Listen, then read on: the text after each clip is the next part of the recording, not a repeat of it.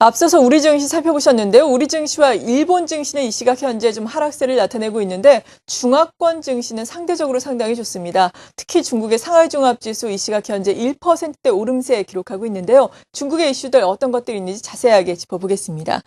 미중산업경제연구소의 조용찬 소장입니다. 안녕하세요.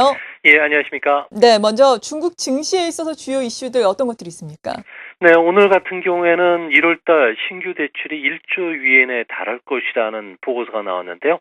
아무래도 부동산을 중심으로 해서 경기 회복세가 빨라지고 있다는 점이 오늘 상하이 종합주가지수를 1.3% 상승시킨 2,322포인트로 출발시키고 있습니다.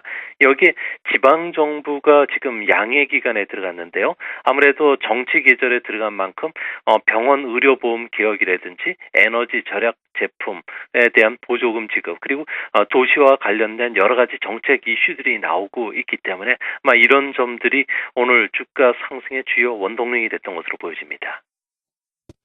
네. 그리고 지난주에는 중국에서 1월 HSBC 제조업 PMI 속보치가 발표가 됐습니다. 예상치를 소폭 상회를 하면서 경기가 계속해서 확장하고 있음을 보여줬는데요. 이런 것을 비롯한 경제 지표들 최근에는 어떻게 분석하십니까? 네, 중국의 HSBC의 PMI 지수를 보면은 생산과 신규 수주, 고용 지수가 모두 개선이 됐는데요. 또 과잉 공급 업종을 중심으로 해서도 재고 조정이 지금 빠르게 진행되고 있음을 보여줬습니다. 중국에서 경기 회복세가 가장 빠른 업종이 전자 통신기기 업종인데요.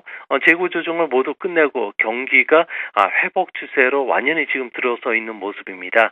또한 1, 2분기 뒤에 재고 조정이 마무리될 업종으로는 전기기기라든지 화학제품 그리고 금속 제품 등이 되는데요.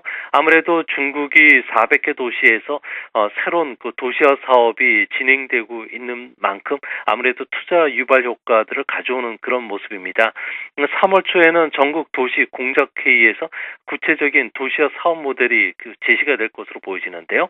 광저우라든지 선전, 상하이 같은 경우에는 지금 발표된 내용을 보면 대규모 투자 사업인 것으로 지금 밝혀지고 있습니다. 이로 인해서 철강과 비철금속을 비롯해서 화학이라든지 교통운송, 환경, 서비스 업종은 올해 중국 경기 회복을 좀 이끌어가지 않을까 보여집니다. 네. 그리고 중국에서는 도시화가 상당한 이슈로 부각되고 있는데요. 그런데 도시화가 시작되기도 전에 부동산 가격이 다시금 상승을 하고 있습니다. 이것이 향후에 시작될 도시화의 발목을 잡는 건 아닌지 우려감이 좀 있을 수도 있겠는데요. 네, 그렇습니다. 중국 인민은행이 본점이 있는 베이징에 가보면은 도보로 한 15분 정도 거리의 평범한 시민 아파트인 챔피언 코드 같은 경우는 한 평당 5,600만 원을 호가한다 그럽니다. 도시 지역의 가처분 소득 대비해서 베이징이나 상하이시 같은 경우에는 내부 순환로 안쪽에 있는 28평짜리 아파트를 살려면은 133년이 걸린다고 그러는데요. 세계 은행들이 합리적인 집값 수준이라고 하는 3배 내지 6배보다는 훨씬 웃도는 수준입니다.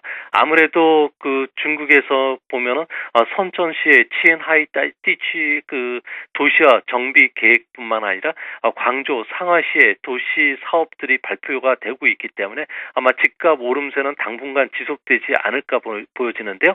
문제는 집값이 계속 상승하면은 공공사업비가 토지 구입비 부분을 많이 차지하고 있기 때문에 대규모 재정 지출이 들어가야 됩니다. 이렇게 됐을 뿐만 아니라 사업을 집행을 하다 보면 인력 부족난이 심화되면서 인건비 상승 속도가 상당히 빨라지게 되는데요.